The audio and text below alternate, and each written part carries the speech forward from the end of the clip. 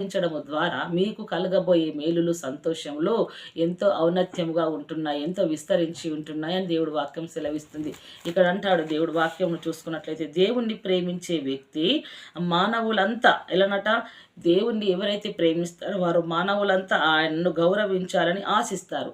ఎవరు అంటే ఇప్పుడు మనం దేవుణ్ణి ప్రేమిస్తున్నామా, దేవుడు ఎంత భయభక్తులు కలిగి ఉన్నామో, మనమే ప్రేమిస్తున్నాం, మనమే ఆనందంగా, మనమే సంతోషంగా ఉండాలని కోరుకోరు. ఎవరు దేవుణ్ణి ప్రేమించేవారు అంటే అందరి గురించి ఆలోచిస్తారు. మానవులందరూ దేవుణ్ణి ప్రేమించాలి, మానవులందరూ స్తుతించాలి, మాకు ఇచ్చిన సంతోషము, మాకు కలుగుతున్న సంతోషము, దేవుని సన్నిధిలో మాకు దొరుకుతున్న ఆనందము అనేక ప్రజలకు దొరకాలని కోరుకుంటారు. ఎవరు అనంటే దేవుణ్ణి ప్రేమించేవారు.